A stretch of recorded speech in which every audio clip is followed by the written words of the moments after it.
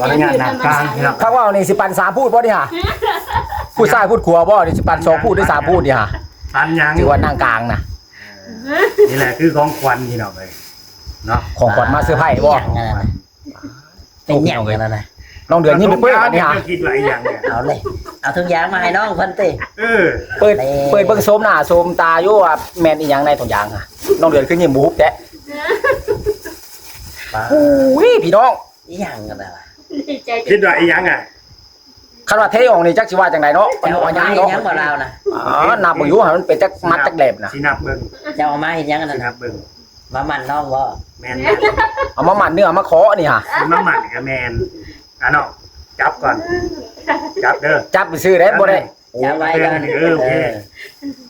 1 หาอันนี้เนาะหาเนาะ 1มัดเนาะ แมนหาอะไร โอ้2มัดพี่น้องเอ้ย 15 3 ค มัด ลิปนี้ก็ขอฝากไปถึงผู้บ่าวเฒ่าเด้อ อย่าสิหาวร้ายก็ผู้สาวทำหน่อยหาวใส่เข้ากับบ่มักจะรอเขาเห็นจะไม่เงื่อนซื้อๆเขาจังหวะน้ำเจ้าค่ะเราบ่ไม่เงื่อน สบายดีเด้อสวัสดีพ่อแม่พี่น้อง FC ที่เคารพและฮักแพงเบิดทุกท่านพี่น้องเลยบ่ว่าจะเป็น FC ทางภายในเนาะถือว่าต่างประเทศพี่น้องเอ้ยมื้อนี้เดินทางมาหาน้องเดือนเพิ่นพี่น้องเอ้ยมากับทางบ่าวลาวเพิ่นมื้อนี้เนาะมีของหรือว่ามีอีหยังนี่แหละพี่น้องเอ้ยจะมาเซอร์ไพรส์น้องเดือนเพิ่นว่าซั่นพี่น้องเอ้ยแต่ว่ายังบ่ทันฮู้ว่าจะเป็นอีหยังตอนนี้ก็ดีมาฮอดจอดถึงไปที่เรียบร้อยแล้วพี่น้องเอ้ยเนาะบ่ต้องว่าลายายห้างพี่น้องเอ้ยบ่ต้องว่าห้างบ่ต้องว่าลายายห้างเนาะก็สิพาพ่อแม่พี่น้องเอ้ยว่า FC เบิดสุขุสุคนนั่นแหละไปหาน้องเพิ่นซะก่อนเนาะว่าจะเป็นอีหยังพี่น้องเอ้ยเนาะที่ว่าได้มาเซอร์ไพรส์หั่นไปรอลุ้นนํกันพี่น้อง FC เบิดสุขุสุคนโอเคพี่น้องเอ้ยตึบพี่น้องเอ้ยบางเทื่อนี่อาจจะเป็นของมีค่าหรือว่าอย่างสักอย่างนี่แหละพี่น้องเอ้ยเนาะเพราะว่าน้องเดือนเปิดเป็นสาวโสดแต่พี่น้องเอ้ย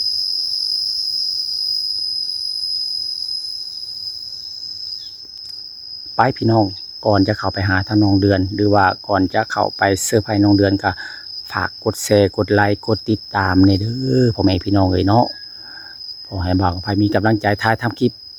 ใหม่ๆเนาะเพื่อเผยแพร่ให้พ่อแม่พี่น้อง FC ได้เบิ่งได้ชมกันต่อไปว่าซั่นซาพี่น้องเอ้ยข้าวสารพี่ แม่นข้าวสาร ได้ข้าวสารมาซื้อไผ่พี่น้องเอ้ยมื้อนี้กับน้ำหัวเสือ ข้าวสาร3กระสอบ 3กระสอบพุ่นน่ะป๊าดโห150กิโล แม่น เอามาซื้อไผ่สาวโสดพี่น้องเอ้ย บ่เอาไว้ครับก่อน เฮ็ดจังได๋สิเอาไปได้บัดนี้ฮอด3กระสอบ คนละสอบเด้อบ่าวกับไผ คนละสอบบ่ป๊าดโทพี่น้องเอ้ยคนละเป่าหิมะบ่จอยแบกบ่ได้แล้วบ่ได้กินได้น้ำนี่บ่ได้แม่นติจาน เอาไปแพ็คมัน นำเอาไปแพ็คหนึ่งเนาะยังใส่ฝาคุมปกไว้อยู่พี่น้องไว้ญาติฝนตกย่านแบบว่าฝนมามทางอะนะ เอาแหละมาฮอดนี่บัดแดดบานนี้โอ้ตอนมานำทางมันคือมีฝน โทษพี่น้องเลยฝากเป็นมือกล้องหน่อยเด้อคนละเป่ามาบ่จอย บ่ได้ กัน ครับ หามมาบ่ ค่อยได้ผ่า แก่แล้วนะ แต่บ่ได้นะ กล้องเพิ่นคืออย่างมืดๆเนาะ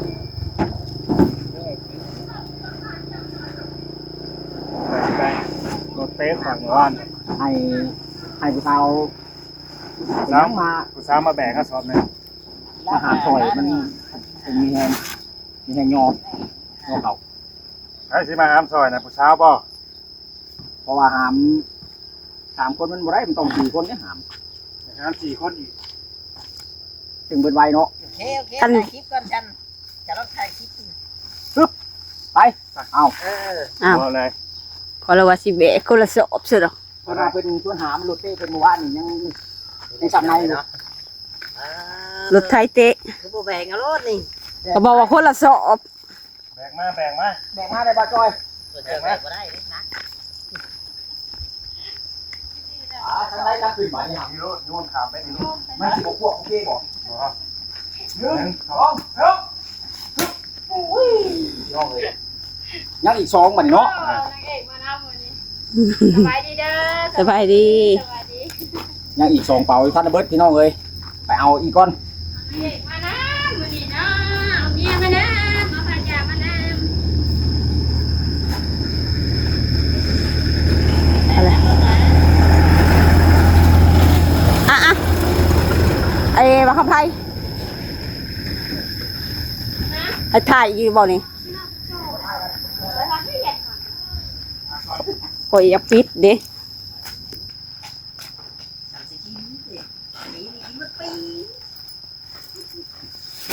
อุ้ยเอาแล้ว เฮีย เฮียแล้วฉันน่ะ สอบขาด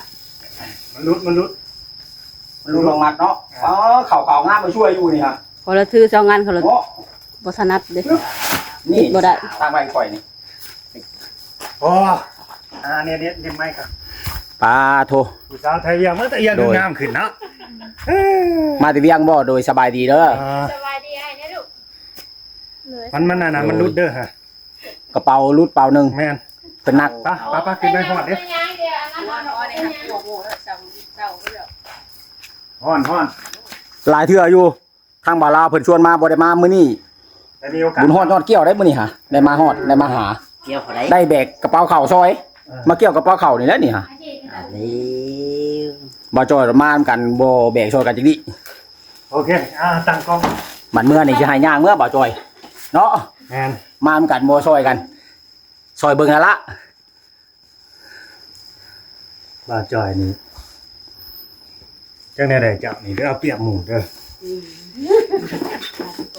มาก็ให้หมู่ท่าบ่ ฮ้อนอยู่บ่น้องเดือน ก่อน ฮ้อนบ่กินแล้วเข้าน่ะ กินแล้วแต่ก็ภาษาฝึกของมัน ถ้ากินพร้อมกันบ่ เดี๋ยว เ นอนมาได้ยังไงก็ได้สิไปยืนแบบนั้นบ่ว่ายังทำหนังเยอะ มาพี่ ไปรถไปค่ะให้เราเล่านะเป็นแฟนพัดลมยังเย็นถ้าคุยเกิน หลายคนจะเป็นเขาเอิ้นเจ้าสู้แล้ว เย็นแท้บัดนี้พัดลมปิ่นมานี่มีให้ยาว คือแบบ เป็นคนแบบไหนๆเอาเด้อเป็นสิเสร็จหน้าก็เสร็จคุณเจ้ามีหยังสิถามน้องมันก็ถามเด้อมีหยังสิถามบ่บ่ามไผเคยเห็นน้องจักเทื่ออะไรนี่ ๆครั้งแรกได้นี่ฮะ เอาแม่นซะบ่ เคยเห็นแต่ในคลิปไปแล้ว เป็นยังไง มาเห็นกับ ผู้เจ้าผู้งามอยู่ ตัว บ่ ผู้งามเปิ้นๆแล้ว ผู้สาวเห็นบ่ งามสมผู้สาวเลยเนาะ แม่น คนเท่านี่ ตอนนี้จักปีได้น้องหล่ะ 18แล้วเนาะ งามขึ้นกว่าเก่าได้น้องไปเวียงได้แบบไปแบบเขาเรียกว่าไปอาบน้ำแร่แช่น้ำนมมาประจักษ์ ตามก็ดี อืม เขาดี แม่ก็งามคือกันเด้อ โอ้ยน้องแม่เลยเด้อ ลูกก็ เอ้ย ได้แต่แม่เนาะ แม่บอกแล้วบ่ได้แนวนะเอื้อยบ่ได้งามเลย เอ ได้ อ แนวพอได้ได้แนวมี ก็มาคือไปเลย แม่นหน้าตานี่คล้ายคือกัน ตา สบายดีสบายดีสบายดีทุกคนเลยสบายดี สบายดีอีกเทื่อหนึงมื้อนี่มื้อที่เท่าใดนี่เนาะมาแต่เวียงหั่นนะ ที่สอง มื้อที่สองโอ้ ทางว่าวนี่มายังใหม่ แม่น ๆยังสดๆอยู่ได้นี่เนาะ อันนี้คือแบบ แล้วได้ชด ตั้งใจมาเต็มใจมาบ่น้องหล่ะ น้อย เนาะแต่ปกตินี่คันแบบว่าบ่เพิ่นบ่ตั้งใจหรือบ่เต็มใจนี่บ่ทันได้มาได้ น้อย บ่ทันได้มาเนาะก็คือมาตามจุดประสงค์นั่นแหละที่ว่าได้เว้ากันไว้ตกลงกันไว้เนาะคือทางอ้ายเพิ่นก็ว่าสิ้นเดือนนี่ตามที่เว้าในคลิปนะว่าให้น้องนี่มาอยู่เฮือน น้อย มาอยู่เฮือนนำแม่มีหยังก็ซอยเวียงแม่ไป น้อย เพราะว่าทางอ้ายเพิ่น บ่อยากให้ ดู น้ แล อง ให้นะบ่อยากให้น้องลำบาก บ่ แน่ อยากให้น้องไปลำบาก แม่น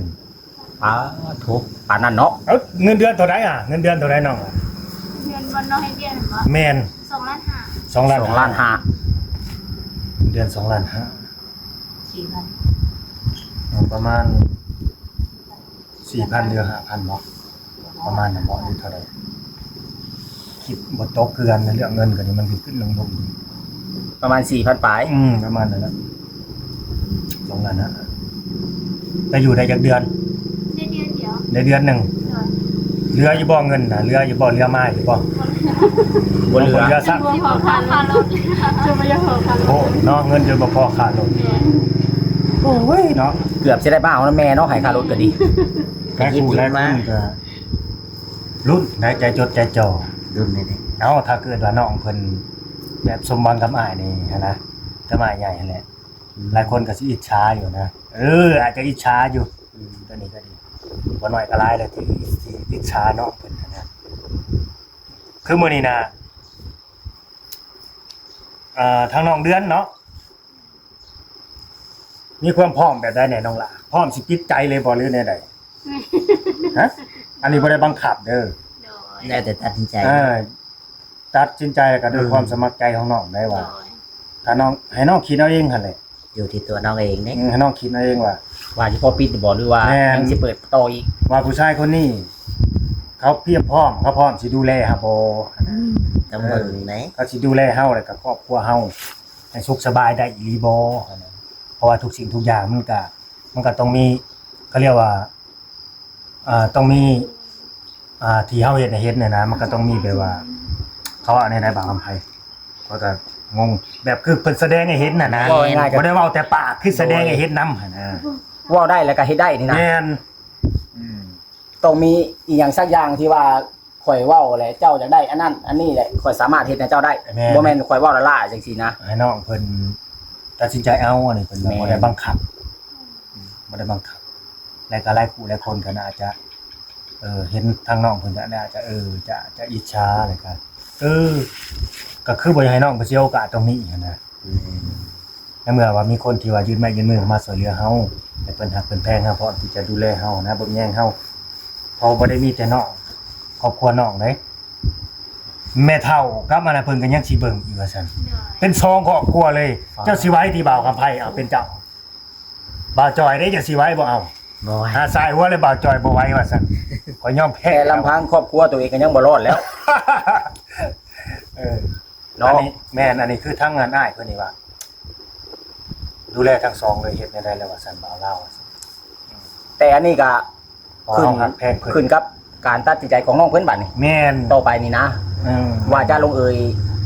กับทางอ้ายเพิ่นบ่พอปิดใจบ่ เพราะว่าน้องเพิ่นน่ะก็สิได้คุยแล้ว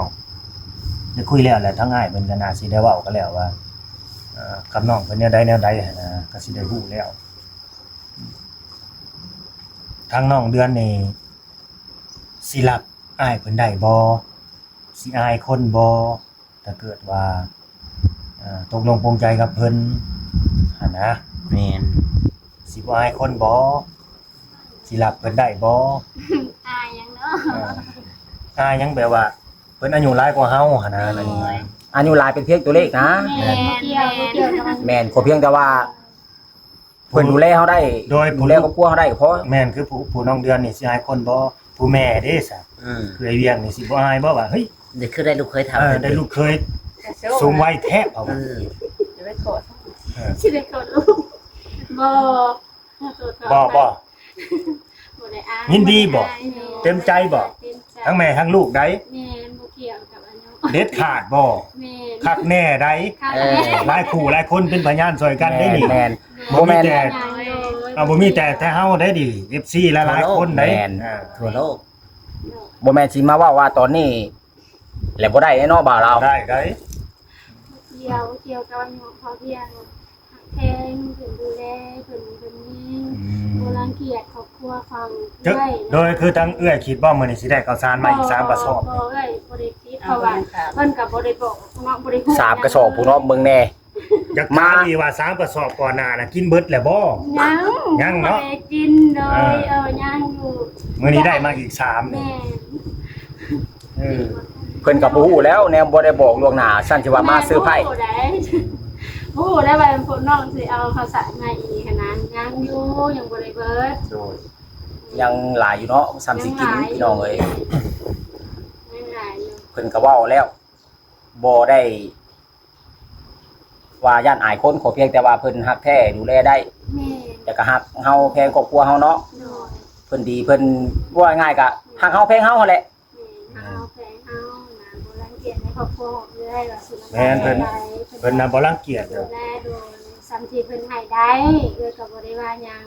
เพิ่นเดินทางมาฮอดขนาดนี้แล้วเพิ่นบ่มีคำว่ารังเกียจ โดย มีแต่เต็มใจ อันได้ยางมาเต็มที่เลย แม่นซอยเรือหักแพงเบิ่งแย่งบ่ได้หักแต่น้องเดือนเด้คือความหมายเพิ่นเนาะเพิ่นหักเบิดครอบครัวของน้องเดือนพ่อแม่พี่น้อง ลูกหลาน แม่นหักแพงเบิดหักแพงเบิ่งแย่ง มีหยังพอซอยได้ก็ซอยกันไป ซอย ทางเจ้าเว้านี่เนาะ แม่น ถือว่าเพิ่นนี่ก็ถือว่าสิเป็นคนแบบ มีสิทำอยู่เนาะเพิ่นสิบ่ตัวบ่ต้มดอกเนาะ บ่ตัวแล้วบ่ตัวดอกแล้วบ่ตัวอันนี้เฮาก็ยืนยันได้ทางลาวๆนี่เอ็ดมินเด้ ยืนยันนั่งยันก็ได้ ยันได้ นอนยันก็ได้ นอนยันก็ได้เห็นได้ตีลังกาก็ได้ทีนี้ก็เออ ส่วนตัวกับบ่สร้างนะสิว่าแหละ ถือว่าเป็นบุญกับแม่ที่เคยเฮ็ดหรือว่าเคยสร้างร่วมกันมาเนาะ ตัวน้องเดือนกับอ้ายเพิ่น ว่าสิได้มาเจอกันอย่างนี้นะน้องโดยบ่คิดว่าฝันว่าสิมีคนฮักแล้วก็มีคนดูแล ถ้าว่าน้องตัดสินใจพลาดหน่อยหนึงนี่ถือว่าเบิดเลยเนาะถ้าว่าตัดสินใจว่าโอ๊ยบ่เอาดอกเท่าลายนั่นนี่ เพิ่นมี น้อ อาง ยุ สิเสียดาย เพิ่นมีอายุหลายแล้ว ขนาดนี้ แบบนั้นแบบนี้เนาะ คำว่าบ่เอาอ้าย อืม น้องเดือนเห็นหน้าเพิ่นอยู่บ่ โดยเห็น อ่า เป็นในโลก บ่เพิ่นก็อยู่แบบ แต่ก็บ่ได้เท่าหน้าสิรุ่นราวแบบว่าอ้ายครับว่าลาวคนหนึงที่มาหาเด้คนนั้นน่ะ60แต่ว่าคนอยู่เมืองนอกนะคิดเอาแค่นั้นแหละ มันสิหนุ่มก่อน อ่ะ การซ้ำกันกับ โดยเอามาเปรียบเทียบเด้อ60อยู่ลาวเฮากับอยู่เมืองนอกที่เป็นจังได๋ ก็สิอยู่ลาวเฮานั่น อายุเพิ่นก็เกิด เขาบ่เอาไปถิ่มได้60 ซ้ำกันกับแม่หั่นแหละแม่ของแม่เรื่อยนั่นแหละ ขัด80แล้วเอาไปเผาโลก เพราะว่า ว่าจอยเว้าคัก80 เพราะว่าอยู่พุ่นกับอยู่พี่มันแตกต่างกัน ถูกเบียบ แม่นอยู่พี่มันถูกเวียกถูกงานอยู่พุ่นก็ถูกอยู่หากแต่ว่า ถูกแบบถูกอยู่ หาเงินหาคำได้สะดวกนะ แกไปเอาของมาเซอร์ไพรส์เนาะ เอ้ายังมีของมาเซอร์ไพรส์อีกบ่นี่ฮะนึกว่ามีแต่กระเป๋าเข้านี่บ่แม่นแต่เนาะ ประจ บ่เดี๋ยวขอเต้าเอง ยังมีของมาเซอร์ไพรส์อีกพี่น้องเอ้ยบ่แม่นว่าแต่ข้าวสารแม่นหยังเด้บัดนี้ถ้ารอรุ่นรอชมนํกันเนาะ FC ทุกท่านเลย แว่นประชาน ำบ่แม่นยังบ่ได้มาบ่ บ่มี จักว่าสิเป็น ยังบ่ได้มายังบ่ได้มา น้ำกาหัวเสือบ่จักดอกบัดนี้ ค ฮะ นน้อยอยู่น้ำไผ่มาทางหัวทางนี้คนน้อย กับเอื้อย เนี่ยว่าเห็นเพิ่นออกไปเฮาเรียนดื้อดื้อดื้อเนาะ กันอยู่กับเอื้อยบ่ดู แอวจะแอวพอ บ่ได้ตีที่น้องเดือนบัดเวลาเพิ่นมาบัดเห็นหน้าบัดแล่นพบเข้าป่าแล้วพวกนี้แหละ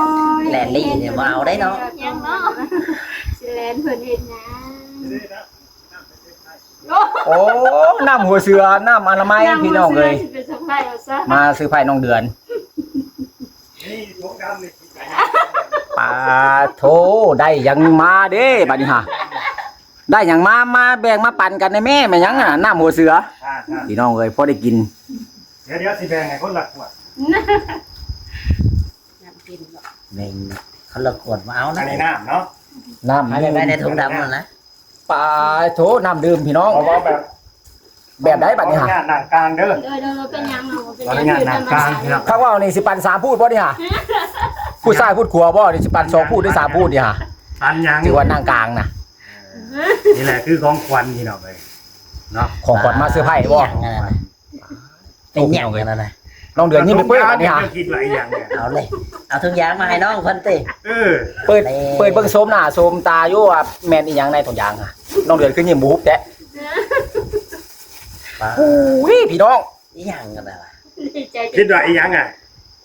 คันว่าเทออกนี่จักสิว่าจังไดเนาะ เจ้า เอา เอา หยั มาง ให้ เนาะ หยังบ่ลาวนะ อ๋อนับบ่อยู่หั่นมันเป็นจักมัดจักแหลบน่ะ สินับเบิ่ง เจ้าเอามาให้หยังกัน สิ นั่น นับเบิ่ง มามันน้องบ่ แม่น เอามาหมั่นเนื้อเอามาขอนี่ฮะ มาหมั่นกับแม่นอ่ะเนาะจับก่อนจับเด้อ จับไปซื้อได้บ่ได้ จะไว้กัน เออโอเค 1 หาอันนี้เนาะหาเนาะ 1มัดเนาะ แม่นหาอะไร โอ้2มัดพี่น้องเอ้ย 15 3มัด พอให้พี่น้องมันสิบ่ตื่นเต้นเนาะ20 เอาแล้ว 4มัดแล้ว เศร้าหา ป้าโทษพี่น้อง 30พ่อบ่น้องล่ะสามีพ่อบ่ฮะ พ่อบอกครับ พ่อบ่โดยอาสา แต่พอแล้ว ที่เดือนอะไร 30 ให้แม่บอกบัดนี้ค่ะ 35 อืม บ่ให้แม่น่ะได้แต่เบิ่ง เพราะว่าเมื่อกี้นี่คือว่าพ่อแล้วว่าโดยแล้ว พอแล้วไป มีแถมเด้อ แบ่ง พ่ ง่า อย พ่อ เลย 40แบบพ่อ เพราะว่าแต่พอแบ่ง พ่อบอกน้องเดือน พ่อถ้าพ่อก็สิให้แม่ได้ป่ะยังบ่พ่ออยู่40พี่น้องเอ้ยอันนี้50เด้อนี่เด้ออันนี้คือ10ล้าน 10แล้วพี่น้องเอ้ย 60 60ล้าน 60 วิ ปลายมันอันนี้ปลายมันเด้อ61แล้วก็มีปลายอีกเล็กน้อยนะ ปลายมันเท่าไหร่ปลายมัน61แล้วนะ ปลายมัน61ซื่อๆแหละพ่อแค่นั้นแหละเนาะ61 60บ่ได้บอกพอดีเลขมุนกลมงามนี่ฮะยังมีอีกหนึ่งอยู่ เนาะเอาต้องมีปลายเด้ซะมันต้องมีปลายหั่นนะพี่น้องเอ้ยเนาะ ทางว่านี่ยังสิมีต่อได้คันมีปลายนะ แม่นมันต้องมีลูกมีหลานมีเหลนอีหยังเอาไปอีกหั่นนะ แน่นอน ประมาณ คันว่ามีปลายต้องมีต่ออีก ดี พี่ ใจ น้อง บ่ เอ้ย น้องล่ะจับนำกันนี่เร็ว ยิ้มจนบ่ฮุบนี่ ๆ โถพี่น้องเอ้ยดีใจน้ำน้องเดือนเคยได้อยู่บ่แบบนี้ เคยครั้งแรกในชีวิต ครั้งแรกคือกัน เป็นจังไดบัดนี้ฮะบ่ลาว ให้ขนาดนี้ บ่ลาวเจ้าได้จับแล้วเป็นจังไดหัวใจเต้นตึกตักอยู่บ่ เป็น นักพวกน้องเดือน มีวาสนาแต่ได้จับซื่อ แต่ว่าบ่ได้ครอบครองเนาะ ๆแม่มีวาสนาแต่ได้จับ โดย เฮ็ดจังไดน้องเดือนสินับคู่บัดนี้ เสียไปใช่ยังเลยนะโอ้ ทั้งหมดทั้งสิ้นนี้60ล้านกีบเลย มีปลายอีก ปลายมันมีอยู่ล้านปลาย ล้านแล้วก็ยังมีปลายอีกเนาะ คันตีเป็นเงินบาทก็ไล่ซะ100,000ไปซะ 100,000พี่น้องเอ้ย 100,000 บาท ถ้าตีเป็นเงิน ครั้งแรก ดอลลาร์นี่เท่าไหร่ เงินดอลลาร์ก็ 4,000 4,000 แม่น 4,000 4,000ดอลลาร์พี่น้องเอ้ย แม่นเป็นครั้งแรกพี่น้องเอา ที่ได้หอบเงินมาหมั่นน้องเดือนหลายบัดนี้ แม่นสิว่ามันก็แม่นมาปิดใจเนาะก็แม่นตกลงปิดใจบ่น้องล่ะตกลงเนาะ แตกปิดแต่เด้อปิดแต่เด้อบัดนี้หาเปิดอีก แม่ได้เห็นดีบ่ลูกสาวสิปิดใจ แต่เกิดมาเคยได้แบบนี้อยู่วะ เคยเลย อย่าให้